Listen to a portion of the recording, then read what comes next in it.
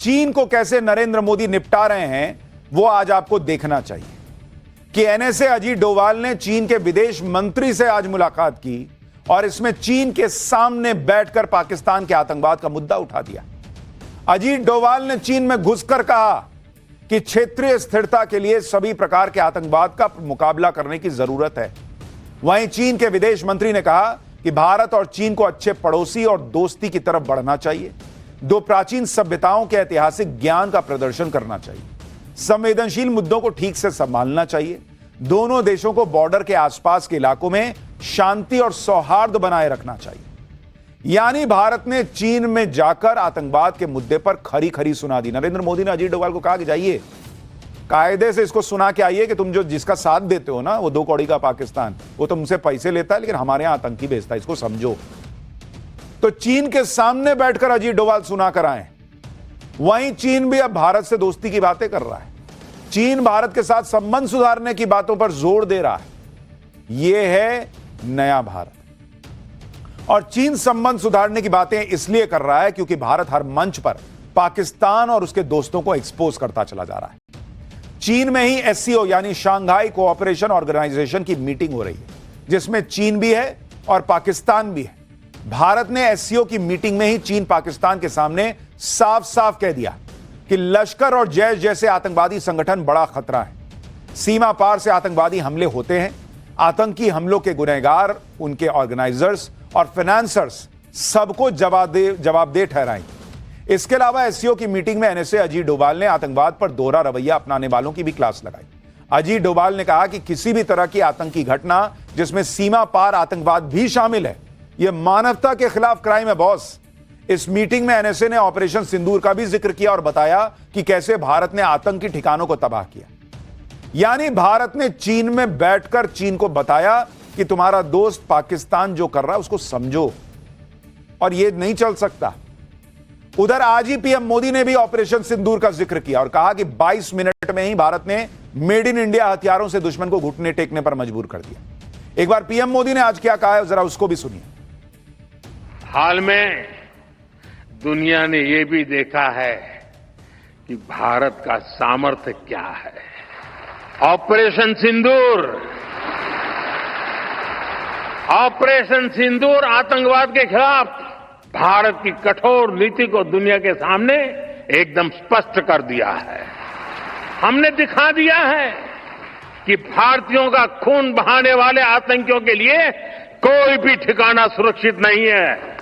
आज का भारत देश हित में जो भी हो सकता है और जो भी सही है उसके हिसाब से कदम उठाता है। आज सैन्य जरूरतों के लिए भी भारत की विदेशों पर निर्भरता लगातार कम हो रही है।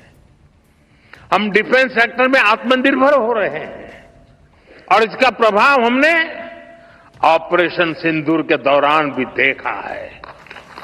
हमारी सेनाओं ने भारत में बने हथियारों से दुश्मन को 22 मिनट में घुटने टेकने के लिए मजबूर कर दिया।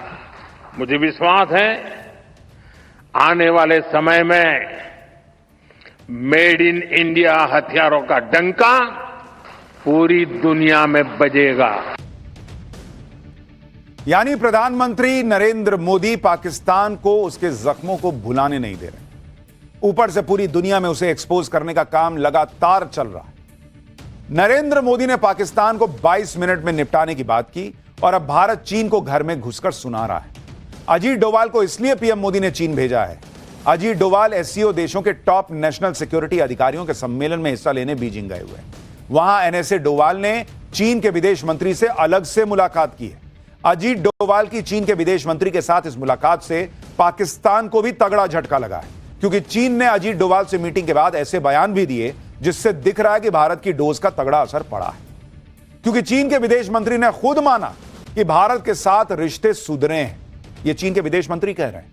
रिश्तों को और सुधारने के लिए दोनों देशों के बीच बातचीत जरूरी है, आपसी सहयोग जरूरी है। चीन ने कहा कि दोनों देशों को एक दूसरे के लिए खतरा न बनना होगा, बल्कि एक दूसरे के विकास का विकल्प बनना होगा। दोनों देश दुश्मन नहीं बल्कि पार्टनर बने, जिससे दोनों देशों का फायदा होगा। आप सोचिए, चीन भारत से पार्टनरशिप की बात कर रहा है। यह दुनिया में जो बदलाव आ रहा है ना, हालांकि चीन बहुत भरोसे के लायक देश वो भी नहीं है, जैसे पाकिस्तान है वैसे ही चीन धोखा तो देता ही देता है। पंचायत में था ना, गजब बेइज्जती है, वैसा हाल हो गया। देखिए कैसे कैसे मीम बन रहे हैं सोशल मीडिया पर ट्रंप के क्रेडिट कार्ड को लेकर, जमकर क्रेडिट लेने को लेकर।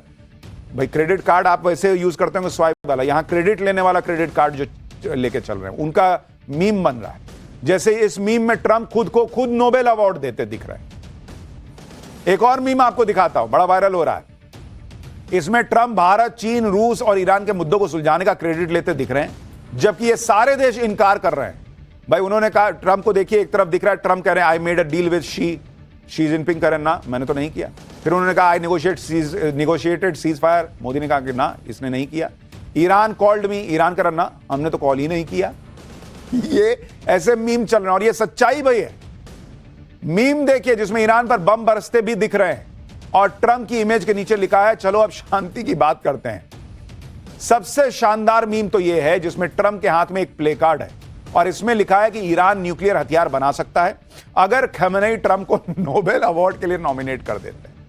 यह देखिए जिसमें ट्रंप की इमेज लगाकर लिखा है कि लड़ाई झगड़ा कराने और सुलझाने के लिए संपर्क करें। एक और मीम दिखाई जरा, उसमें कह रहा है, ये देखिए कि दिन में जो है वो ट्रंप जो है वो खुद को नोबेल शांति पुरस्कार देते हैं और रात में जो है वो ईरान पर बम गिरा देते हैं। तो भयंकर छीछा लेदर सोशल मीडिया पर डोनाल्ड ट्रंप की हो चुकी है। लड़ाई झगड़े कराने और सुलझाने के लिए संपर्क करें, पार्टी ऑर्डर्स लिए जाते हैं। जैसे नहीं होता है कि शादी ब्याह के लिए संपर्क करें, यहां हम पार्टी का भी ऑर्डर लेते हैं, वैसा लोग मीम बना रहे हैं। फॉर डिस्काउंट से नोबेल फॉर ट्रंप, मतलब डिस्काउंट चाहिए तो ट्रंप को नोबेल पुरस्कार दिलवाने की बात कर दीजिए। यह हालत हो गई है अमेरिका के राष्ट्रपति की। लोग मजाक उड़ा रहे हैं बॉस ट्रंप का, और हमारे यहां राहुल गांधी ट्रंप की बात पे भरोसा करते चलते हैं। कुल मिलाकर ट्रंप ने अपने बयानों, अपने फैसलों से अपनी जगहसाई तो कराई, साथ ही अमेरिका की साख पर भी बट्टा लगाने का काम कर दिया है। ट्रंप जिस तरह की हरकतें कर रहे हैं उससे तो लोगों को ट्रंप के पहले के राष्ट्रपति जो बाइडेन की भी याद आने लगी। बाइडेन पर लोग हंसते थे क्योंकि वो चलते चलते अचानक गिर जाते थे, अचानक सेंसलेस हो जाए। ये देखिए ये बाइडेन की तस्वीरें, लोग तब इस पे बाइडेन पे हंसते थे कि कैसा ही राष्ट्रपति है। प्लेन पे चढ़ते चढ़ते बाइडेन लड़खड़ा जाते थे, कभी इधर जाना था तो बाएं जाने लगते थे, बाएं जाना है तो दाएं जाने लगते थे। तो लोग बाइडेन पे हंसते थे कि क्या ही राष्ट्रपति अमेरिका को मिला। लेकिन अब ट्रंप की हालत देखकर लोग कह रहे हैं कि बाइडेन कम से कम इधर उधर भटकते थे लेकिन फैसले तो ढंग से ले रहे थे, ये आदमी तो गजब ही कर रखा है, से हाथ मिला लिया। ये देखिए ये बाइडेन की हालत। एक बार बाइडेन इटली गए थे, वहां पर अमेरिकी दूतावास में एक इवेंट था, एक अमेरिकी सीनेटर से बाइडेन ने हाथ मिलाया और 3 सेकंड में भूल गए कि उससे हाथ मिलाया, फिर से उसी से हाथ मिलाने लगे। इसके अलावा एक बार बाइडेन स्पीच दे रहे थे, स्पीच खत्म करने के बाद बाइडेन मुड़े और हैंडशेक के लिए हाथ बढ़ाया जबकि उनके आसपास कोई था ही नहीं। पब्लिक सोच रही है भाई कि अमेरिका की किस्मत क्या ही चल रही है कि या तो ऐसा राष्ट्रपति मिल रहा है या ट्रंप जैसा मिल रहा है। मतलब आसमान से गिरे खजूर पे अटके वाला हिसाब है। बाइडेन का तो गजब ही हाल था, लेकिन ट्रंप भी बाइडेन से कम नहीं है। उनकी खिल्ली तो बाइडेन से ज्यादा उड़ रही है। ट्रंप के मीम बन रहे हैं और ये मीम इसलिए बन रहे हैं क्योंकि खुद को सीजफायर का चैंपियन बताने वाले ट्रंप ने कल रात को इजरायल और ईरान के बीच सीजफायर का बड़ा ऐलान कर दिया। ट्रंप ने ऐसे जता दिया कि उन्होंने फिर से दुनिया को बचा लिया हो और सब कुछ संभाल लिया हो।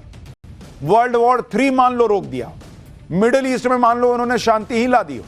लेकिन क्रेडिट लेने की रेस में ट्रंप सबको धकिया के आगे तो आ जाते हैं, लेकिन फिर उनको झटका लगता है क्योंकि 12 दिनों तक चलने वाले युद्ध पर ट्रंप का सीजफायर 1 मिनट भी नहीं टिका। इजरायल ईरान के युद्ध में अमेरिकी राष्ट्रपति ट्रंप की घनघोर बेइज्जती का पहला चैप्टर तो कल रात ही खुल गया था।